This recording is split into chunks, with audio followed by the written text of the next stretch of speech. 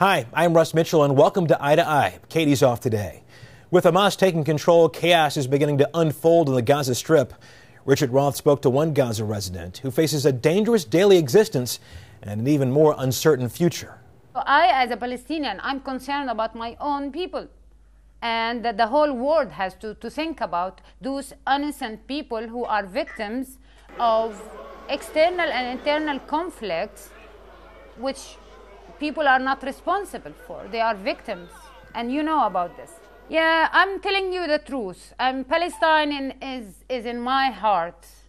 It's part of my identity. It's part of my whole experience. But when I feel, as a human being, as a family, when I feel my children are insecure, the only option, the best option is to leave. But it's unsafe for me to leave. Where to go? I mean, I don't have, for example, I don't have PhD and I can't find a good job in Europe. And Europe is not going to accept us easily. Immigration rules are getting more and more complicated. Egypt is a very poor country and we will not find jobs there. So at the end, we'll say, okay, let's stay here waiting what's going on and, trying to manage. But I'm telling you again, life management and managing our daily life is impossible at the current situation. Yeah, I'm just telling you my personal story. During the fighting between Hamas and Fatah, the 3 heavy days of clashes, or militant clashes, military, clashes between Fatah and Hamas, I was so scared, thinking about my tomorrow and not thinking about the future.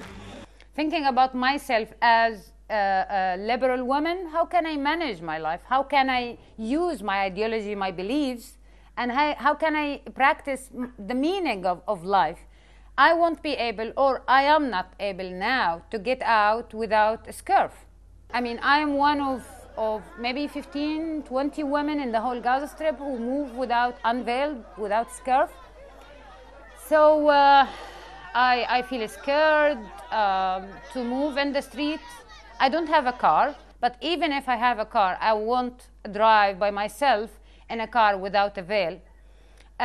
This is one thing. My work with civil society organization will be very much restricted because we will not be able to talk about, the same concepts as we used before, civil society, democracy, and, talking with people about our views, because people in Gaza are, divided into 2 main social groups.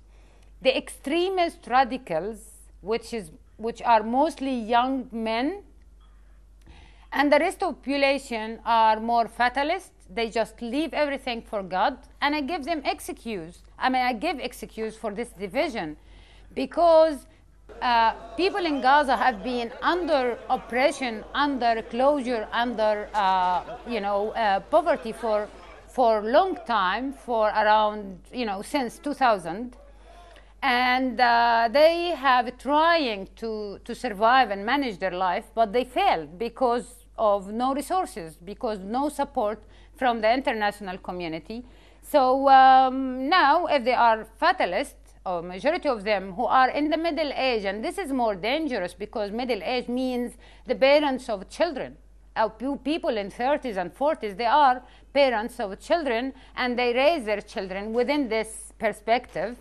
And the others are extremists, and they are already immobilized with, Islamist ideology, and they feel that their aim of life is to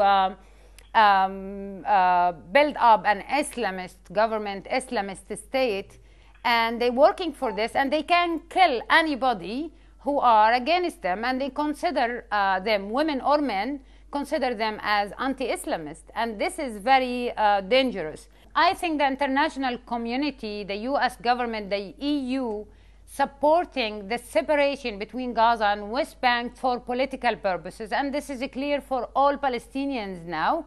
The Israeli strategic security aim is achieved. So now the management of people's life in Gaza, we are only 1,200,000 people, so we can be managed by the international community. And if Hamas stops fighting against the Israeli and secure the security of the northern borders of Israel, then there will be sort of managerial solution for the problem of Gaza Strip, and Hamas might be accepted by the Israeli government if they agree on their conditions. Yes. I am, as a Palestinian, I have my own Palestinian identity. I'm proud of it, and it's gone. I mean, yeah. So I'm not happy. I'm so sad about what's going on, about this division, and it's in 1 minute supported by the U.S. government, by the EU, like they have been waiting or planning for this. And it's clear for all Palestinians. We are not so sad from Hamas comparing to our sadness and anger coming from the loss of the Palestinian question, the division of the Palestinian territories.